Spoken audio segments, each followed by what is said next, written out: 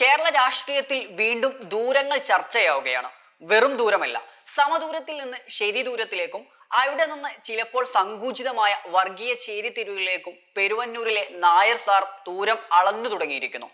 22 MLA-മാരുള്ള UDF-ലെ കരുത്തുറ്റ ഘടകകക്ഷിയായ മുസ്ലിം ലീഗ് കോൺഗ്രസിന്റെ കാര്യങ്ങളിൽ അഭിപ്രായം പറയാൻ അവകാശമില്ല എന്ന് പ്രഖ്യാപിക്കുന്ന സുകുമാരൻ നായർ അതേ നാവ് കൊണ്ട് തന്നെ പറയുന്നു വിദ്യാഭ്യാസ വകുപ്പ് ലീഗിന് നൽകരുത് എന്ന്. സ്വന്തം വീട്ടിലെ കാര്യങ്ങൾ തീരുമാനിക്കാൻ വീട്ടുകാർക്ക് അവകാശമില്ല എന്നും എന്നാൽ അയൽപക്കത്തെ കാരണവർക്ക് അതിൽ വീതം വെക്കാൻ അധികാരമുണ്ടെന്നും പറയുന്ന ഈ ലോജിക്ക് എവിടുത്തെ ന്യായമാണ് നായർ സാറേ?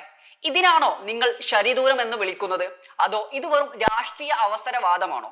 വോട്ട് ചെയ്ത ജനങ്ങളെയും ജനാധിപത്യത്തെയും പരിഹസിക്കുന്ന ഈ രീതികൾക്ക് എങ്ങനെ മറുപടി തന്ന് ഇരുത്തണം എന്നുള്ളത് കേരളത്തിലെ ജനതയ്ക്ക് കൃത്യമായി ബോധ്യമുണ്ട്.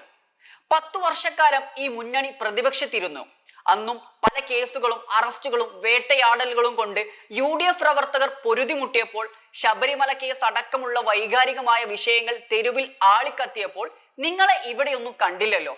അന്ന് ഭരണകൂടത്തോടൊപ്പം ചേർന്ന് നിൽക്കാനായിരുന്നു നിങ്ങൾക്ക് താല്പര്യം. സ്വർണ്ണക്കടത്ത് വിവാദങ്ങൾ മുതൽ ഭരണവിരുദ്ധ വികാരങ്ങൾ ആഞ്ഞടിച്ചപ്പോൾ പോലും ഇപ്പുറത്ത് നിൽക്കുന്നവർക്ക് ഒരു തണലാകാൻ നിങ്ങൾ തയ്യാറായില്ല. എന്നാൽ ഇപ്പോൾ ജനങ്ങൾ വോട്ട് ചെയ്ത ഒരു സർക്കാരിനെ അധികാരത്തിൽ ഏറ്റുമ്പോൾ ആ വിജയത്തിൽ അവകാശവാദമായി വരാൻ നിങ്ങൾക്ക് എന്ത് യോഗ്യതയാണുള്ളത്? ഈ നാട് വോട്ട് ചെയ്തത് ജാതിയും മതവും നോക്കിയല്ല. നായരും ഈഴവനും മുസ്ലിമും ദളിതനും സവർണനും അവർണനും ഒരുപോലെ അണിനിരന്നാണ് ഈ ജനാധിപത്യത്തിൽ മാറ്റമുണ്ടാക്കിയത്.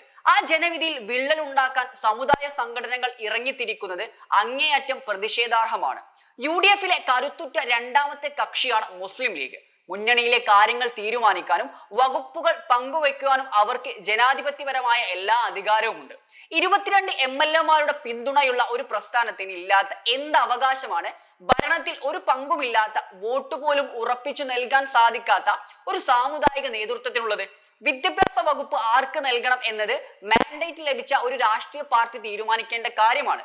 അത് അവർ കൃത്യമായി നടപ്പിലാക്കുകയും ചെയ്യും. അയൽക്കാരൻ വീട് പണിയുമ്പോൾ ചവിട്ടിക്കുഴച്ചും ശപിച്ചു നിന്നവർ വീട് പണി തീർന്നപ്പോൾ ഫർണിച്ചർ എവിടെ വെക്കണമെന്ന് ഉപദേശിക്കാൻ വരുന്നത് എത്രത്തോളം അരോചകമാണോ അത്രത്തോളം പരിഹാസമാണ് അങ്ങയുടെ ഈ ശരിദൂര സിദ്ധാന്തവും.